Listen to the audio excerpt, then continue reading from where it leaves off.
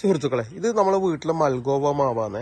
ഏകദേശം ഒരാഴ്ച മുമ്പ് ഇത് ഏകദേശം പോയി എന്ന് വിചാരിച്ച ഒരു അവസ്ഥയിലാണ് ഉണ്ടായത്. ഇത് കാണുന്ന ഒരു കുറച്ച് ഇലകൾ മാത്രമാണ് ഈ മാവിൽ ഉണ്ടായിട്ടില്ല കേട്ടോ.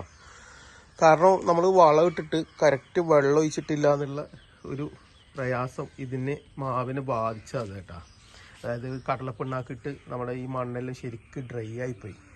ഇങ്ങനെയാണ് നമ്മുടെ റസാഖ് ഭായിനോട് ചോദിച്ചപ്പോൾ റാസ് ഗാർഡനിൽ അവർ പറഞ്ഞത്. അതിന് കറക്റ്റ് ട്രീറ്റ്മെൻറ്റും പറഞ്ഞു. അങ്ങനെ ഞങ്ങൾ കോപ്രോക്സിക്കോ ക്ലോറൈഡ് കലക്കി ഒഴിച്ചു. പിന്നെ ഫംഗിസൈഡും അതുപോലെ കലക്സ് സാഫെല്ലാം കൂട്ടിയിട്ട് മിക്സ് ചെയ്തിട്ട് ഇലകൾക്കെല്ലാം ഒന്ന് അടിച്ചു കൊടുത്തു. അതിന് ശേഷം വന്ന റിസൾട്ടാട്ടോ ഇത്.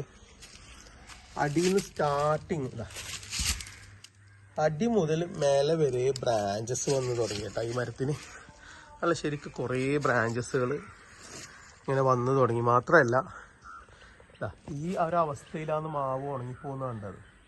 കൊമ്പുകളെല്ലാം ഇങ്ങനെ ഇലകളെല്ലാം വാടിയിട്ട് കൊമ്പുകളെല്ലാം ശോഷിച്ച് അങ്ങനെ കരിഞ്ഞു പോകുന്ന പോലെ.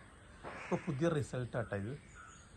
നല്ല കറക്റ്റ് ട്രീറ്റ്മെൻറ്റ് നമ്മൾ കറക്റ്റ് സമയത്ത് തന്നെ കൊടുത്തു കഴിഞ്ഞാൽ അതിൻ്റെ റിസൾട്ടും പക്ക കിട്ടും എന്നുള്ളതിനുള്ള ഒരു ഉദാഹരണം കേട്ടോ ഇത്.